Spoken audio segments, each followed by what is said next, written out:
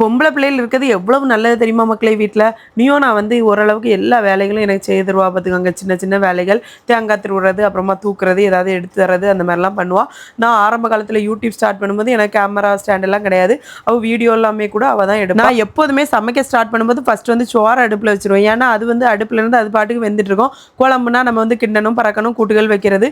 ரெண்டாவது என்ன பண்ணுவேன்னு பார்த்தீங்கன்னா எப்போவுமே குழம்பு வச்சிருவேன். முன்னாலெல்லாம் 5 நிமிஷம் வேலையை 5 நிமிஷத்துலேயே முடிச்சிருவேன். ஆனால் இப்போல்லாம் 1 மணிக்கு 2 மணிக்கு ஆக்குறே மக்களே.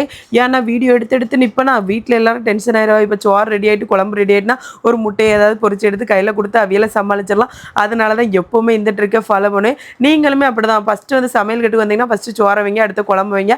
அந்த ரெண்டை வச்சாலே நமக்கு வந்து சமையல் கட்டில் ஏதோ பெரிய வேலை முடிஞ்ச மாதிரி இருக்கும். இன்றைக்கி வந்து ஃபஸ்ட்டு வந்து வெறும் குழம்பு தான் வச்சேன். வெறும் குழம்பு தாளிக்கும் போது முக்கியமாக வந்து வெந்தயம் போட்டு தான் தாளிக்கணும், கடுகு போடக்கூடாது. வெறும் குழம்பு நான் ரெசிபி ஆல்ரெடி போட்டாச்சு. இன்னுமே ரெசிபின்னு கேட்குறீங்க மக்களே. 2 நாள் தான் ஆச்சு, ஒரு வாரம் ஆனால் இன்னொருக்கா வேணா போட்டு விடேன். நேரத்தை வாங்கிட்டு வந்து மீனில் கொஞ்சம் இருந்து அதை வந்து மசாலா போட்டு சூப்பராக பொரிச்சாச்சு. அதுக்கப்புறமா இந்த காய்கறி கூட்டெல்லாம் வைக்கிறது பிடிக்காது தான். ஆனாலும் வாடிய பயிரை கண்ட போதெல்லாம் நானும் வாடினேன்னு சொல்லுவாள். அப்போ இந்த காய்கறி இருந்து வாட வாட எங்கள் அம்மா அப்பாவோட வேர்வை எனக்கு ஞாபகம் வந்துச்சு. அதனால சட்டுப்பட்டுன்னு ஒரு கூட்டை வச்சுட்டேன் மக்களே.